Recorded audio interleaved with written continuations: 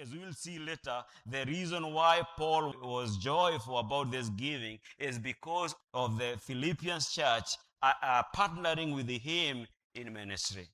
The reason why Paul was happy was because the giving the Philippian church did bore eternal fruit. The reason why Paul was happy was because the giving that was given by the church of Philippi was acceptable sacrifice and pleasing to God. Paul, in a way, focuses away from the gift and shows us the results of that gift. And he runs away from his needs and he runs away from the gift itself and he focuses on what the gift brings. Christian giving, therefore, is far from meeting financial needs. It is an act of gospel partnership, an investment of eternity in eternity, and an offering of worship. Our main idea this morning is that we give not merely to meet financial need, but to bear eternal fruit and to offer acceptable worship of God. As we will see what Paul is saying in verse 10, he starts by thanking them. And what he says in verse 10, he says, "But I rejoice in the Lord greatly that now at last you have revived your concern for me. Indeed, you were concerned before, but you lacked the opportunity." What Paul is saying is that the church of Thessalonica had not stopped caring. The church of Thessalonica had remained constant in caring for Paul, but they did not get an opportunity. But when they got the opportunity, they sent Epaphroditus, and they sent Epaphroditus with a gift to Rome, where Paul was in prison or was in prison, to give him this gift. They finally were able to give towards Paul. Paul rejoices in the Lord because of this gift. But Paul immediately comes and to something that looks like he doesn't look like he is appreciating. In verse 11, he says, "Not that I speak from the want." Paul, after saying, "I am thankful for the gift," he wants to remove every misunderstanding that can come because of this gift. He doesn't want them to misunderstand his gratitude for saying that I am focusing on the gift that you received. He explains the significance of the gift instead of focusing on the gift and the needs that he had. And that is why in verse 11, this is what Paul says, "Not that I speak from want, for I have learned to be content in whatever circumstances." To some, this may look like arrogant. To some of us, this may look like not being grateful. But Paul is not being ungrateful. Paul wants to clear misunderstanding about giving. Paul doesn't want the Philippian church to look like he was depending totally on that gift. He wants to deviate from that and to show them that my hope, even though I have received the gift, my hope was in the Lord and in the Lord alone. So Paul is not minimizing the generosity of this church, but he wants to protect the motives of this church. He wants their joy to be rooted not in the money, but in the Lord. And that is why he adds verse 11. Christ had taught him to be content in every circumstances. Paul was, of course, in prison. He was in lack and he had his own challenges. But Paul says, even before the gift came, that Christ had taught him to be contented. And he had learned on how to live during suffering and when he was in happiness. Therefore, his gratitude is genuine, but not because he depended on their gift, but his gratitude and his joy comes from depending on the Lord. If you look at verse 12, he says, "I know how to get along with humble means, and I also know how to live in prosperity. In any and every circumstances, I have learned the secret of being." And this is the question we ask ourselves. How does Paul eventually, just after receiving the gift, he is supposed to be showering these people with a lot of thanksgiving, a lot of praises, and talking about even how much he received and thanking them. But Paul, after telling them thank you, he does not focus on that. That means Paul is teaching us something significant. That giving is not about giving itself, that giving is about what it produces. Giving is about what it gives out or how it is received. In other words, as we are going to see, Paul wants to clear this misunderstanding completely. I am not joyful because you are given, but I am joyful because Christ has continued to sustain me, and he has taught me how to be able to live even when I have little. He continues in verse 13 where he says, I can do all things through him who strengthens me. In this case, Paul is not talking about that he can do anything. What he is saying, he can be able to do all things. He can be able to live when he is in lack and to live when he has abundance. He can be able to live when he is poor or when he is prospering. So Paul is showing us here that we are not to focus on the gift itself, as important as it is. But Paul, in verse 14, goes back. He starts by thanking them, and then he qualifies that, don't misunderstand me, I have joy even before your gift came. Even before I received the gift, I have joy in me because Christ has taught me to be joyful in abundance and even in poverty. And he, as I said earlier, he wants to clear any misunderstanding. But Paul is not ungrateful. Paul is not disregarding the gift that he has received.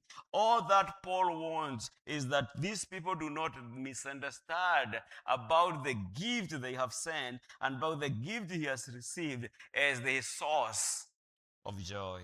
And this becomes one of the greatest passages that clears us what is the reason for giving and also what is giving, in other words.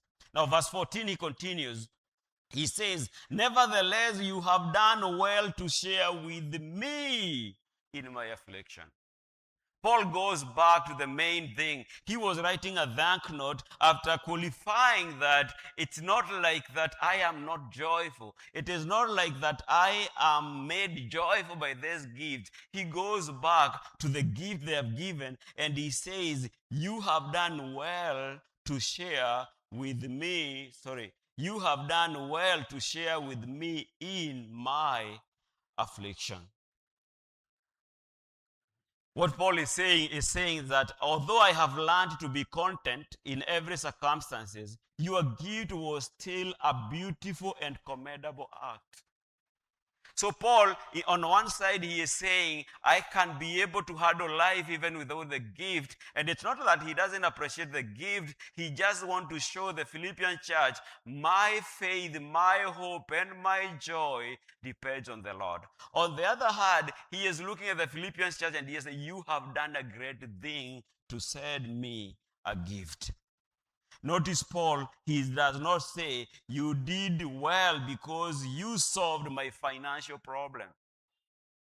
So Paul is not praising them for solving his situation. Paul is praising them for setting, for even thinking, for even making a decision to set up Epaphroditus. That, the attitude behind that is what Paul is praising them for. He says, you shared with me in my affliction. The emphasis is not in the relieving of poverty, but is in the participating in the ministry. Paul is looking at these people and he is appreciating the thought of them to participate in his ministry. So when you look at Paul, he does not focus on how much he received so much. He does not focus so much on what he received. He is focusing on the sharing that these people had, or rather the thought behind that they wanted to participate in ministry. Giving is participation, is not merely a donation. When we give, most of the time we can confuse ourselves by when we give, we think that is a donation. In Christianity, we do not do donation. In Christianity, we participate in the ministry of the gospel. We have to take away our thoughts from what we give to think about that we are not giving, we are not donating, rather, we are participating in the ministry. And Paul is telling the people of Philippians here, you have shared, meaning that you have become partners with me. As I am in prison, in Roman jail, that you being in Philippi and me being in Rome, you have become with me by sending your gift. In other words, you are sharing what I am doing in Rome with me. Although you are not standing side by side in me in this prison, although you are not with me, your gift and the gift that you have sent to me has made you part and parcel of the ministry that I am doing. And that is why Paul is very key not to focus on the gift, but to focus on what really is. And what is really is that the aspect these people are partnering with Paul in the ministry. These people could not come to Rome and preach the gospel. They could not be able to preach to the people who were around Paul. They could not be able to preach in the Roman Empire. These people were in Philippi.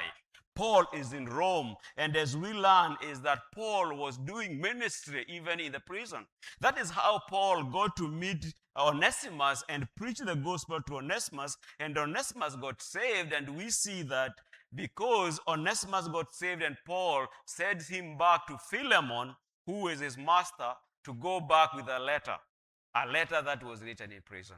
So Paul was not in prison just there. He was there and he had been given freedom to be able to proclaim the gospel. And what Paul is telling us, he is telling us that by the fact that the Philippian church gave, they partnered the ministry. What we are learning from here is that when you give, we are not just giving. We are partnering in the ministry of the gospel. So it is not much of how much you give. It is so much about what is it that you're doing. What you're doing is that you're partnering in a great works, in eternal work, in sharing of the gospel. Places where you'll never be able to go, things you'll not be able to do, your money can go before you and do that and partner with other people and be able to accomplish the work of God. Paul says, your ministry, what the Philippian people are saying, they are saying, Paul, your ministry is our ministry. Your suffering is our suffering. Your mission is our mission. So in this church, when you give offering, you're not just giving offering. You are not donating anything. You are just saying that I am part and parcel of this ministry of proclaiming the gospel. I am part and parcel of what we do as a church to declare the glory of God and teaching the gospel of Jesus Christ. Partnering is a mark of Christian fellowship. And what we learn from Paul here, he continues to say in verse 15, you yourself know, Philippians, that at the first preaching of the gospel, after I left Macedonia, no church shared with me in the matter of giving and receiving, and you alone, for even in Thessalonica, you sent a gift more than once for my needs. This church, it's not the first time it was sending the gift to Paul. This church had been sending gifts to Paul, and he talks about it in verse 15, and he says it was regular. And when we talk about partnership in ministry, we are talking about fellowship. There can never be fellowship if we are not partnering in ministry. And giving gives you that opportunity to become a partner in ministry. When you are giving, you have to become part of the fellowship. When you become part of fellowship and you give your resources, you make that fellowship to be solid, and you partner in that fellowship to achieve the objectives of the ministry that you are giving into. The history of this church is that there was a lady called Lydia. This is the same town where Paul and Silas were jailed, and then they were released, and the jailer got saved. We are talking of a church which started in a very humble way, and this church became one of the big churches of sending resources and gifts to Paul. And Paul is saying, in this matter of receiving and giving, you Philippians have done well. And Paul is calling them partners in ministry. If you want to be a giver, and if you want to be one who is going to participate in the giving, you have got to change your attitude. And your attitude is that of a partner rather than that of a donor. You are partnering. Things that you could not be able to do, you can be able to have your money do. Faithful giving giving also creates a faithful partnership because it is consistent. You look at this church was giving consistently. So a donor can give once and disappear, but as a partner in ministry, you give regularly. You give, you make it your plan, and you put it in your budget that you have got to support the ministry because you are a part and parcel of that ministry. You are a partner in that ministry. And that is the reason why your giving cannot be one time. You need to make sure that you make it upon yourself that in the monthly earning that you earn, in the profit that you make, there is a portion that is designed that is supposed to go to the place where you have made as a decision that I am going to be a partner in the sharing of the gospel. It has to be consistent. It has to be in a fellowship.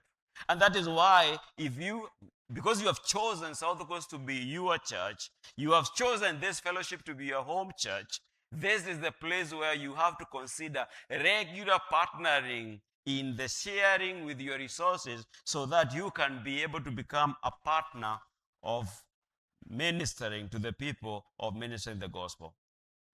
Paul goes further, and what he tells us is that giving produces eternal fruit. So most of the time we find ourselves, we are thinking about the gift and we are thinking about the need without thinking about what does it mean. And Paul starts by telling us that when we give, we become partners of ministry. Paul is saying also, when we give, we produce, when you give, your giving produces eternal fruit. Let's look at verse 17. It says, not that I seek the gift itself. Look at Paul. He's running away from looking at the gift. He knows very well that if your attitude can be changed, giving the gift is not an issue. He is not manipulating them. He is not trying to show them what is the value of what they gave. He is trying as much as possible to run away from mentioning this gift. And when he mentions the gift, he qualifies it. When he tells them, thank you for the gift, he tells them, it's not that I had learned to live without it. When he mentions this gift in verse 17, he also says, not that I seek the gift. Why does Paul repeatedly doesn't want to dwell on the gift? It is because if you dwell so much on what you give, you are going to lose target. You are going to lose focus. There are things to think about which will make your giving be consistent. And the things Paul wants you to think about is that I am a partner. And a partner belongs to a fellowship. And a partner gives consistently. And a partner shares the resources and the blessing of the Lord with the ministry that he is identifying himself or herself with. So verse 17, he says, not that I seek the gift itself, and then he goes, but I seek for the profit which increased to your account.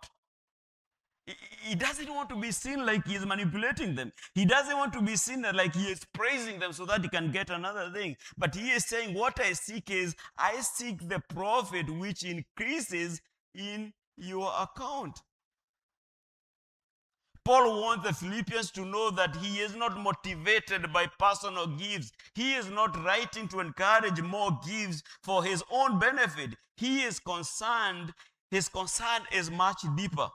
He says, but I seek for the profit which increases to your account. First, Paul was seeking their spiritual gift. His greatest joy was seeing that their generosity revealed about their relationship with God.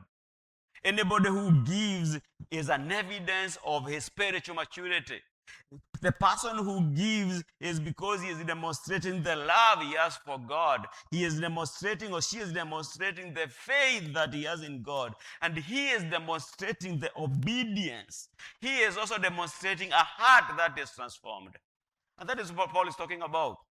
He is talking about things which come along with a faithful and a giver whose heart is bent towards giving. I seek the love you have for the ministry. I seek the faith you have. I seek the obedience you have. It shows that you are a spiritual. And that's what Paul, that is what I am looking for. That's what I'm looking for. I am not looking for the gift, but I am looking at the heart that gives. It is a heart that loves God. It is a heart that has faith in God. It is a heart that obeys God. It is a heart that is transformed by the gospel. Paul rejoiced because he saw God producing his work in them. He saw the people growing in holiness. He saw the people grow in generosity. That is where his joy is. Paul has kept the gift aside, and he is addressing the maturity, the spiritual maturity that is from those people. And if that can continue to remain, what is going to happen? Eventually, we are going to have a very mature church, and a church which will make sure that the ministry of Christ is not lacked in any way. Paul continues to say, this giving is an eternal investment. The profit which increases in your account. Paul takes a picture of accounting, and he is talking about how it gets credited, it increases. He is saying that in your account spiritually there is an addition that is done because you get to give. He is saying when you give, there is something that is recorded in your account by God. Spiritually, there is something that is recorded. And he's saying the reason you should give is because there is an eternal investment. We are not told what it is. But in other texts of the Bible, like Matthew chapter 6, verse 19 and 20, Jesus told the people, do not store up for yourself treasures on earth, but store up for yourself treasures in heaven. That means there are things you do here on earth, and those things which you do which are of spiritual value, eternal value, they are treasures in heaven. And giving is one of those. He doesn't say what it is. Luke chapter 12, verse 33, he urged the disciples, lay up treasures in heaven that cannot fail. In all these things, we are not talking about the material stuff. We are talking about you obeying God and giving out your material stuff and getting God to credit your account eternally. Also, he continues to talk about the other thing we see is that God rewards faithful generosity. You do not know the money you give, whatever you give, what it will do. You do not know, if you give to a missionary, you don't know who will get saved. We are building a church in Konayamsa right now. We do not know how the future will look like. We don't know whether that church will become the beacon of church in Ukunda, even maybe when we are gone. The eternal value and reward of what we are doing today, we do not know. It's only God knows. And that is credited to you. If there are going to be 500 people in that church in the future, that is going to be credited to the people who gave. We do not know how God is going to credit that. But he says there is an eternal value that you get to get.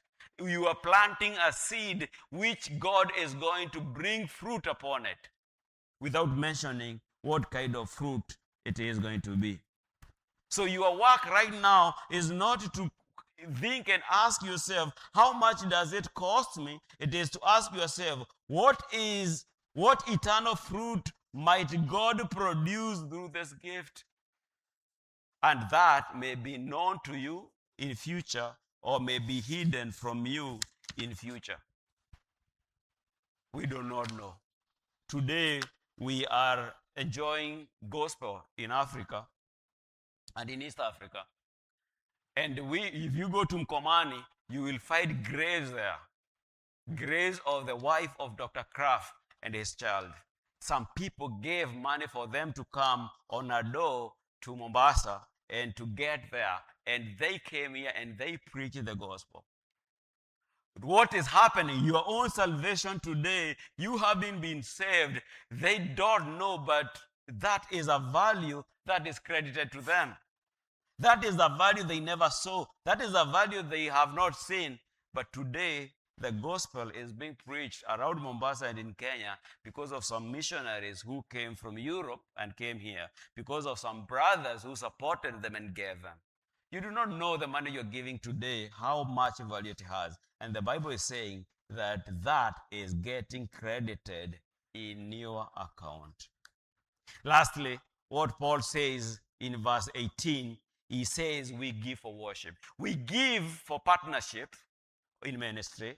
We give because it has eternal value. And thirdly, our giving becomes acceptable worship before God. Paul here borrows the worship from Old Testament. And in the Old Testament, what people used to do, they would come with an animal, they will give the animal to the priest. The priest will slaughter the animal, and when the priest slaughters the animal, the meat is either boiled or roasted, and when the meat is roasted, the smoke and all that smell is called a sweet aroma. Paul changes that. In this case, what we see here, Paul is saying the giving that the Philippians people gave is like a sweet aroma, or rather fragrant aroma, an acceptable sacrifice. Paul is the one who received the money. We don't know whether he bought milk. We don't know whether he paid for transport. We don't know whether it was lunch for that day. We don't know whether it was money for toiletries. But in this case, it is this money which was given by the people of Philippi. Paul is telling them, this is your fragrant aroma, an acceptable sacrifice, well-pleasing to God. And this qualifies that our giving is worship. That the money you give, the 100, the 2,000, the 3,000, whatever money you give, it is received by the church and it goes to accomplish things. Some of them you know, some of them you may never know, but whatever it goes to accomplish, it is regarded that what you have given, it is a sweet aroma. I know if we changed, the worship changed for some reason and we started giving animals, most people will be very obedient because everybody is thinking by mechanically bringing an animal and being slaughtered, maybe there is mechanically something is happening. But I want to tell you one thing, is that your money, the one you give, whether in kind or in cash, God looks at it as a sweet aroma.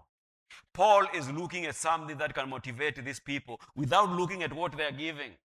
And he is running away from telling you, thank you for this, a lot of thousand. Thank you. I am going to send you pictures of what I bought. He is running away from that and telling you, the greater things you have done, and the greater things that should motivate you is that you are my partners in ministry. That is what it has proven. The greater things you have done is that you have invested eternally.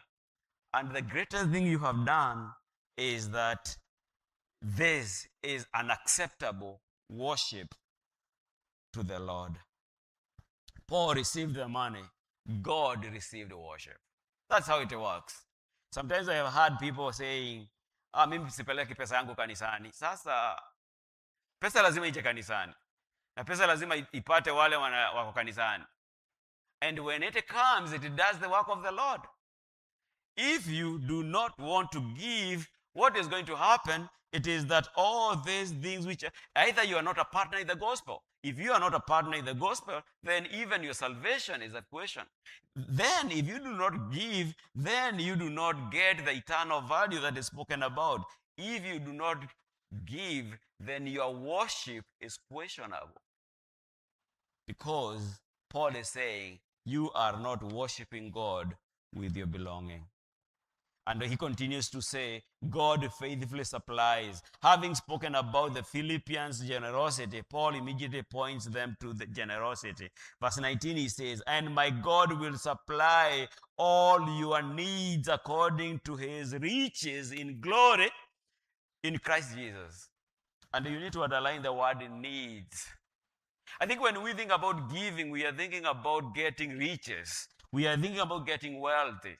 And God can give you wealth. But God is saying here is that he is going to supply your needs, not wants. You may be wanting wants, but God is focusing on needs. And one of the things you are being promised here is that when you give, God is going to meet your needs. And he is not going to give your needs to meet your needs out of his riches, but according to his riches. That means he is rich in everything, and he is able to give you more. Paul himself spoke about how he was experiencing both abundance and need, and he was contented. So then the way he is going to supply and meet your needs here, we are not told how, but God is promising that he is going to do that. And the ultimate goal here is that God gets the glory. And he says in verse 20, now to our God, Father, be the glory forever and ever. Amen. This is the climax of giving. The climax of giving is that God gets the glory. So what we are talking about here is, as we conclude, it is not about what you give. And another book, in the book of 1 Corinthians chapter 8 and 9, it talks about you are supposed to give in accordance. I think it's chapter 2 of 1 Corinthians. It's talking about you're supposed to give according to how you're blessed. But other than what you give, it is